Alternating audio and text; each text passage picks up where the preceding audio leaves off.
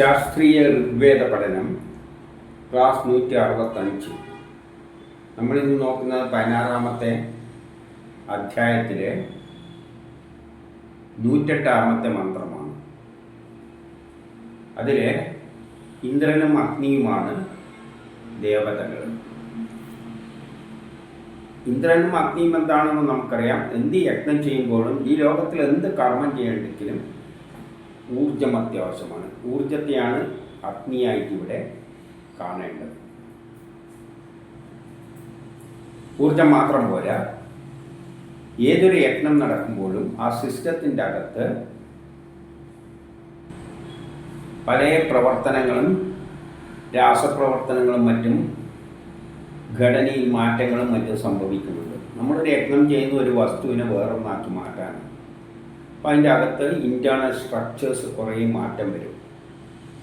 ആ പ്രവൃത്തികളെ ഏകോപിപ്പിക്കുന്നത് അത് ഒരു സയൻസിൻ്റെ അടിസ്ഥാനത്തിലാണ് അവിടെ സംഭവിക്കുന്നത്. ആ സയൻസിൽ നിന്നുള്ള ഒരു പ്രേരക ശക്തി അതിനെ ഏകോപിപ്പിക്കാനുണ്ട്. ആ ഏകോപിപ്പിക്കുന്ന ശക്തിയാണ് ഇന്ദ്രൻ. ഇത് രണ്ടും കൂടിയിട്ടാണ് ഒരു യജ്ഞത്തെ മുന്നോട്ടേക്ക് നയിക്കുന്നത്. അത് നേരത്തെ പറഞ്ഞതായതുകൊണ്ട് കൂടുതൽ വിസ്തരിച്ച് പറയുന്നില്ല. ഇന്ദ്രനെ എല്ലാവർക്കും മനസ്സിലായിരിക്കുമെന്ന് തോന്നുന്നു.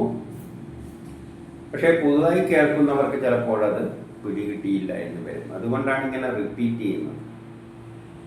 അപ്പം നമുക്ക് ഒന്നാമത്തെ മന്ത്രം എന്താണ് പറയുന്നതെന്ന് നോക്കാം. ഋഗ്വേദം മണ്ഡലം 1 സൂക്തം 108-1. ഋഷി കുത്സൻ ദേവത ഇന്ദ്രനും അഗ്നിയും. ഛന്ദസ് നിഷ്ടുപ്പ പങ്ക്തി. യ ഇന്ദ്രാഗ്നി ചിത്രതമോരഥോ വാമഭി വിശ്വാനി ഭുവനാനി ചഷ്ടേ തേനായാദം സരഥം തസ്തി വാംസാധ സോമസ്യ പിബദം സുതസ്യ. ഇന്ദ്രന്റെയും അഗ്നിയുടെയും അത്ഭുതകരമായ രഥം ലോകത്തെ മുഴുവൻ കാണുന്നു. അതിൽ കയറി അവർ ഇവിടെ വരികയും പിഴിഞ്ഞെടുത്ത സോമം പാനം ചെയ്യുകയും ചെയ്യുന്നു. ഇന്ദ്രനോട് അഗ്നിയോട് പറയാണ്, നിങ്ങൾ അത്ഭുതകരമായ രഥത്തിലേറി സഞ്ചരിക്കുമ്പോൾ ലോകം മുഴുവൻ കാണുന്നു എന്ന്. ലോകത്തിൽ എന്തെല്ലാം യജ്ഞങ്ങൾ നടക്കുന്നുണ്ടോ അവിടെയെല്ലാം ഊർജം വേണം.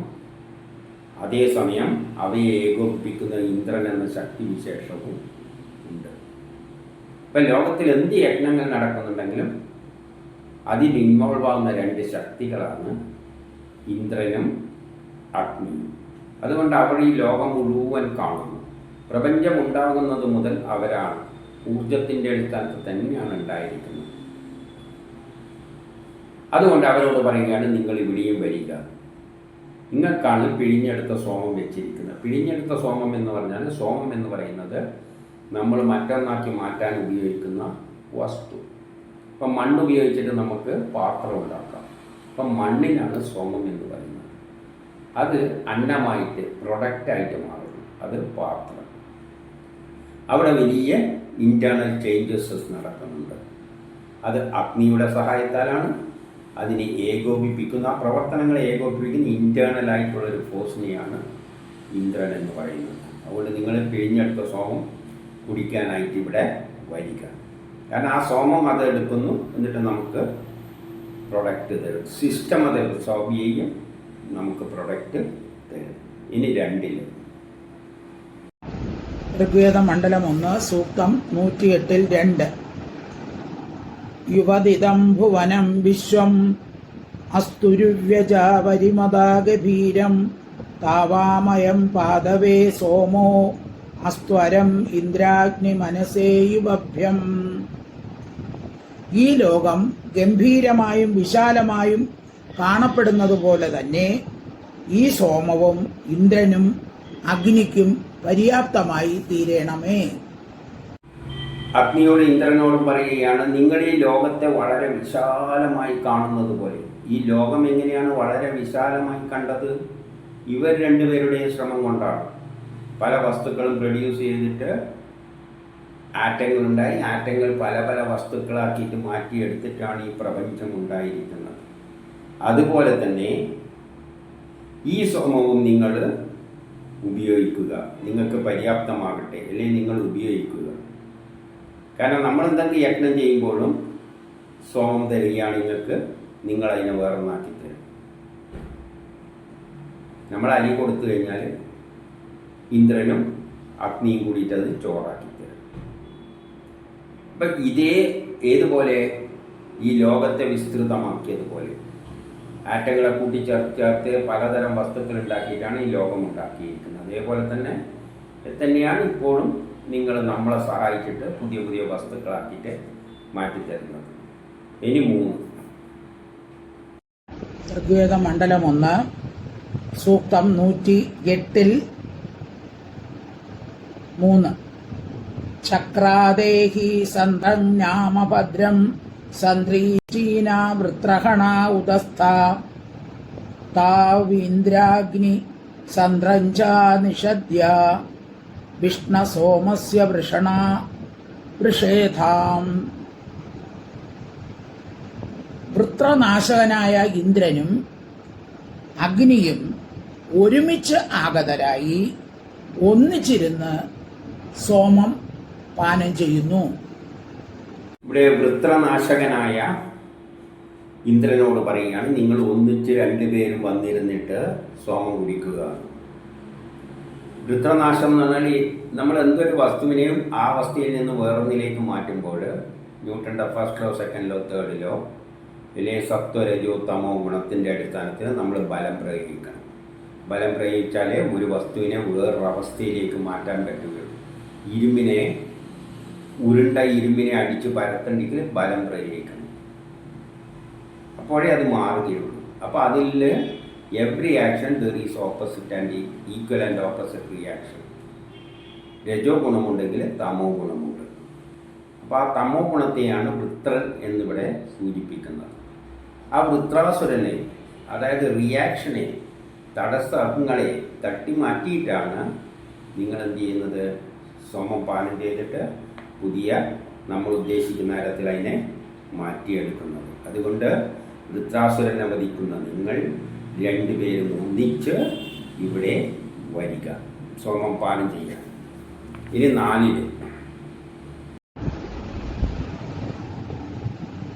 ഋഗ്വേദം മണ്ഡലം 1 സൂക്തം 108 4 സംവിദ്വേഷ അഗ്നിഷ ആനജാന തത്ര സൃജ ബർഹിരു തിസ്ഥിരാണ തീവ്രൈ സോമൈ പരിഷിക്തേഭിർ അർവാഗേന്ദ്രിയാഗ്നി സൗമനസായ യാതം. അഗ്നി ആളിക്കത്തുമ്പോൾ ഞങ്ങൾ അഗ്നിക്കും ഇന്ദ്രനും ഹവിസിനെ ഹൃദയുക്തമാക്കുകയും ദർഭ വിരിക്കുകയും ചെയ്യുന്നു. ഞങ്ങൾ സ്രവമേന്തി നിൽക്കുന്നു. നിങ്ങൾ 2 പേരും ആഗതരായി സോമപാനത്താൽ തൃപ്തർ ആകുവിൻ. ഇവിടെ ഇന്ദ്രനോടും അഗ്നിയോടും പറയുകയാണ്, നമ്മൾ അഗ്നിയെ ആദ്യം എന്ത് ചെയ്യുന്ന ആളിക്കത്തിക്കുമ്പോൾ. അപ്പം ഏതൊരു യജ്ഞത്തിനും അഗ്നിയാണ് ആദ്യം, ഊർജത്തിൻ്റെ സഹായത്താലാണ് എല്ലാം ചെയ്യുക. ഊർജം ആദ്യം അഗ്നിനെ ആദ്യം ആളിക്കത്തിക്കുമ്പോൾ നിങ്ങൾക്ക് 2 പേർക്കും നമുക്ക് എന്നിട്ട് ഹവിസ് തരും. ഇപ്പം നമ്മളെന്തെങ്കിലും ചുട്ടെടുക്കണ്ടെങ്കിൽ കല്ലാദ്യം ചൂടാക്കും, എന്നിട്ട് അവിടെ അഗ്നിയുണ്ട് ഇന്ദ്രനുമുണ്ട് കല്ലിൽ. നമ്മൾ മാവ് വെച്ച് കൊടുക്കും. ആ മാവിനെ അതിൽ ഘടനയിൽ മാറ്റം വരുത്തിയിട്ട് ദോശയാക്കി മാറ്റും. മാവും ദോശയും രണ്ടും 2 തന്നെയാണ്. ഘടനാപരമായിട്ടെല്ലാം വലിയ വ്യത്യാസമുണ്ട്. ആ മാറ്റം വരുത്തുന്നത് അഗ്നിയാണ്. അതിനെ ഏകോപിപ്പിക്കുന്ന ഒരു ശക്തി അവിടെ ആക്ട് ചെയ്യുന്നുണ്ട് ഇന്ദ്രൻ.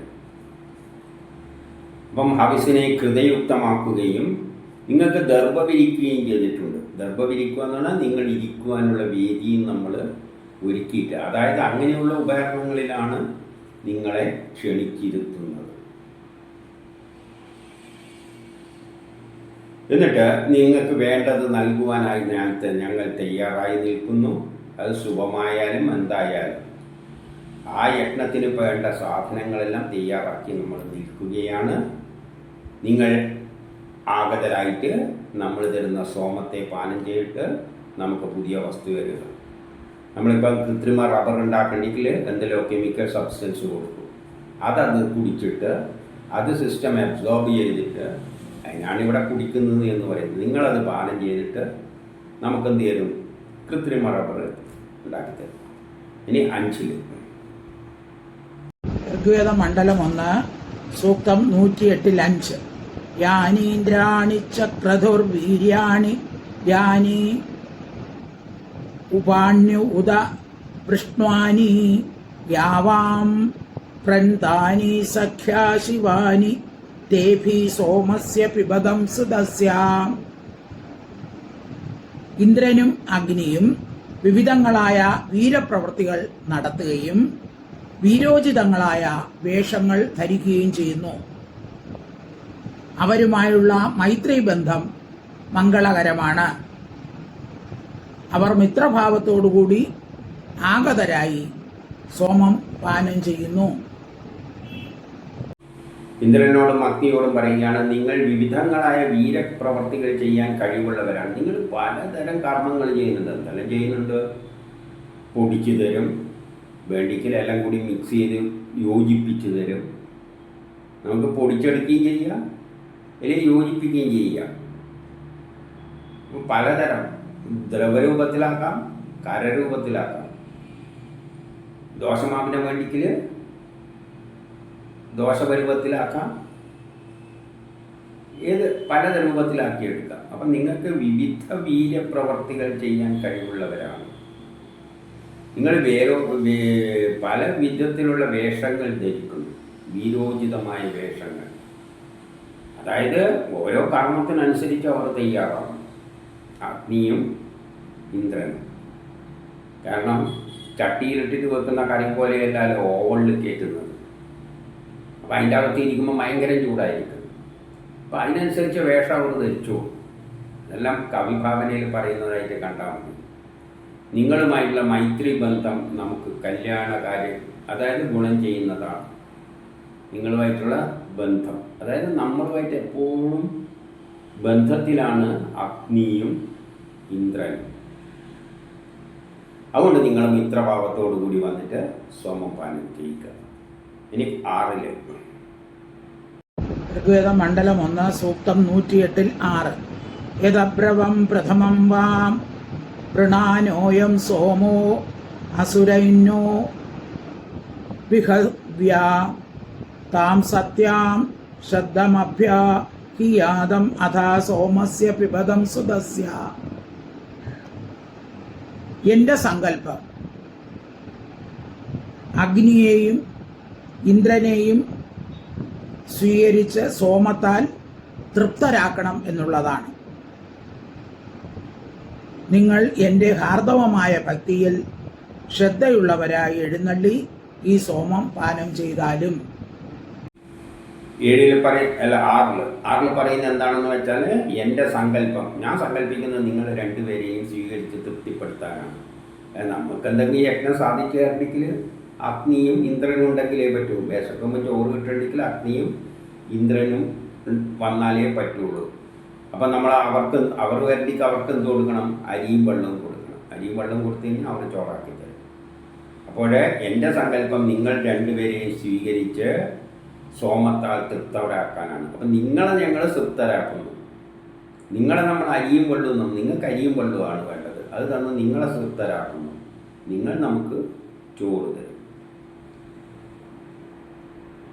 അതുകൊണ്ട് നമ്മുടെ ഭക്തിയായിട്ട് ഞാൻ ശ്രദ്ധയോടുകൂടി എഴുന്നള്ളി നമ്മളിത് ചെയ്യുമ്പോൾ നിങ്ങൾ എഴുന്നള്ളിയിട്ട് ഈ സോമം പാനം ചെയ്യുക. ഭക്തിയോടുകൂടി ചെയ്യുക എന്നാണ് നമ്മളെ ശ്രദ്ധയോടുകൂടി. ചോറ് വെക്കുന്നതെല്ലാം ശ്രദ്ധയോടുകൂടിയല്ലേ, അല്ലാതെ വാങ്ങി അരി എടുത്തിട്ട് അതേപോലെ ഇടുമോ? നല്ല പാത്രമെല്ലാം കഴുകി വൃത്തിയാക്കി നല്ല ശുദ്ധമായ വെള്ളം എടുത്ത് അങ്ങനെയെല്ലാം ഇടും. ഇനി 7 ഋഗ്വേദ മണ്ഡലം 1 സൂക്തം 108 യത് ഇന്ദ്രാഗ്നി മദധാസ്വേ ദൂരോണേ യത് ബ്രഹ്മണി രാജനിവായ ജത്രാം അത പരിവൃഷണാവാ യാദം അഥാ സോമസ്യ പിബദം സുദസ്യ. ഇന്ദ്രനും അഗ്നിയും യാതൊരു യജമാനന്റെ ഭവനത്തിൽ പുഷ്ടരായിരിക്കുന്നുവോ അവിടെ നിന്നും എൻ്റെ അടുക്കൽ വന്ന് സോമം പാനം ചെയ്യണമേ. ഈ ഇന്ദ്രനോടും അഗ്നിയോടും പറയുകയാണ്, നിങ്ങൾ വേറെ ഏതെങ്കിലും യജമാനൻ്റെ വീട്ടിൽ അവരെ സേവിച്ചു കൊണ്ടിരിക്കുകയാണോ, അവരെ പുഷ്ടിപ്പെടുത്താൻ വേണ്ടി ഇരിക്കുകയാണോ, അവിടെ നിന്ന് നിങ്ങൾ ഞങ്ങളുടെ അടുത്തേക്ക് വന്നിട്ട് സോമപാനം ചെയ്യുക. ഈ പറഞ്ഞതിൻ്റെ അർത്ഥം ഈ ഇന്ദ്രനും അഗ്നി എന്നെല്ലാം ലോകത്തിൽ എല്ലായിടത്തും ഉണ്ട്. യജമാനനെ ചെയ്യുമ്പോൾ എൻ്റെ അടുത്തും വരുവാന്ന് പറഞ്ഞാൽ ആര് യജ്ഞം ചെയ്യുമ്പോൾ അവിടെ അവർ എത്തിക്കോളും. അവരങ്ങനെ 1, 2 എന്ന കണക്കിലൊന്നും എത്തണ്ട. എല്ലായിടത്തും വ്യാപിക്കുന്ന സർവവ്യാപിയായതാണ് അഗ്നിയും ഇന്ദ്രനും. അപ്പം എവിടെ ആര് യജ്ഞം ചെയ്യുമ്പോഴും അവരവിടെ എത്തും എന്ന് പറയാൻ വേണ്ടിയാണ് നിങ്ങൾ ഏത് യജമാനൻ്റെ അടുത്താണ് ഇപ്പോൾ സേവന അവരെ സേവിച്ചുകൊണ്ടിരിക്കുന്നത്, അവിടെ നിന്ന് എൻ്റെ അടുത്തും വരിക, എന്നിട്ട് ഈ സോമം പാനം ചെയ്യുക. ഇനി 8 ഋഗ്വേദ മണ്ഡലം 1 സൂക്തം 108 8. യത് ഇന്ദ്രാഗ്നി യദിഷോ ദുർവശേഷോ യത് ദ്രുഹ്യഷു അനുഷു പുരുഷു സ്ഥാ അത പരിവൃഷണ വാഹി യാതമഥ സോമസ്യ പിബതാ സുതസ്യ. ഇന്ദ്രനും അഗ്നിയും യദുക്കളിലും ദുർവശരിലും ദൃഹുക്കളിലും പൂരുക്കളിലും വസിക്കുന്നു. അവിടെ നിന്നും ആഗതരായി സോമം പാനം ചെയ്യുന്നു. ഈ 8 നേരത്തെ പറഞ്ഞതിൻ്റെ തന്നെ, അതായത് ഈ പുരുഷയുക്തരായ ഇന്ദ്രാഗ്നികൾ, അതായത് നല്ല ആക്റ്റീവായിട്ടുള്ള പുരുഷന്മാരായ പുരുഷ സ്വഭാവമുള്ള ഈ ഇന്ദ്രാഗ്നികൾ നിങ്ങൾ എവിടെയുണ്ട്? യദുക്കളിലുണ്ട്, തുർവശരിയിലുണ്ട്, ദ്രുഹുക്കളിലുണ്ട്, പുരുകളിലുണ്ട്, അവിടെ എല്ലാം വസിക്കുന്നു. ഇതില്ലാത്ത സ്ഥലങ്ങളൊന്നുമില്ല. എല്ലാ സ്ഥലങ്ങളിലും ഈ അഗ്നിയുമുണ്ട്, ഇന്ദ്രനുമുണ്ട് നമ്മളെ സേവിക്കാനായിട്ട്. അഗ്നി ഏതത്തിലുണ്ട്? പല വസ്തുക്കളിലും ഉണ്ട്. ഇപ്പം ചെടികളിൽ അഗ്നിയില്ലേ, മാങ്ങയിൽ അഗ്നിയില്ലേ? നമുക്ക് ശക്തി കിട്ടുന്നത് മാങ്ങ തിന്നുമ്പോഴല്ലേ. അപ്പം അഗ്നി എന്ന് പറയുമ്പോൾ തീ എന്ന രൂപത്തിലൊന്നും എടുക്കണ്ട. അത് നമ്മളെ ശരീരത്തിലെത്തുമ്പോൾ ഒരു തരത്തിലുള്ള അഗ്നി നമുക്ക് കിട്ടും. എന്നാൽ ലൈറ്ററിൽ കിട്ടുമ്പോൾ വേറൊരു തരത്തിലാണ്, ഗ്യാസിൽ കിട്ടുന്നത് വേറൊരു തരത്തിലാണ്, ഇലക്ട്രിസിറ്റിയിൽ വേറൊരു തരത്തിലാണ്. അപ്പം ഈ അഗ്നി എന്ന് പറയുന്നത് പല രൂപത്തിൽ പല സ്ഥലത്ത് വസിക്കുന്നുണ്ട്. അതുകൊണ്ട് അവിടെ നിന്നെല്ലാം നിങ്ങൾ ആഗതരായിട്ട് ഏത് വസ്തുവിലാണോ അഗ്നിയുള്ളത്, നമ്മൾ എന്തിനെയാണോ ഉപയോഗിക്കുന്നത്, അതിൽ നിന്നും വന്നിട്ട് നിങ്ങൾ സോമം പാനം ചെയ്യുക. അപ്പം നമ്മൾ ചിലപ്പോൾ ചോറ് വെക്കാൻ വേണ്ടിയിട്ട് അടുപ്പിലെ വിറകിൽ അഗ്നി ഉപയോഗിച്ചെന്ന് വരും, ചിലർ ഗ്യാസ് സ്റ്റവ് ഉപയോഗിച്ചെന്ന് വരും, ചിലവർ ഇൻഡക്ഷൻ കുക്കർ ഉപയോഗിച്ചെന്ന് വരും, ചിലവർ വൈദ്യുതി ഉപയോഗിച്ചിട്ടുള്ള ഇതിലുണ്ടാക്കിയെന്ന് വരും. അപ്പോൾ എവിടെ ആയാലും നിങ്ങൾ ഏത് ഇതിലുള്ളതാണ് നിങ്ങൾ വന്നിട്ട് നമ്മളെ സോമം പാനം ചെയ്യുക. ഇനി 9 ഋഗ്വേദ മണ്ഡലം 1 സൂക്തം 108 9. യത് ഇന്ദ്രാഗ്നി അവസ്വം പൃഥ്വ്യാം മധ്വമസ്യാം പരമസ്യാം ഉദസ്ഥ അധ പരിവൃഷാണാവാഹി യാതമതാ സോമസ്യ പിബതസ്സുതസ്യ. ഇന്ദ്രനും അഗ്നിയും നിമ്നമായ ഭൂമിയിലോ അന്തരീക്ഷത്തിലോ ആകാശത്തിലോ വിരാജിതരാണെങ്കിൽ എൻ്റെ അടുക്കൽ വന്ന് സോമം പാനം ചെയ്യണമേ.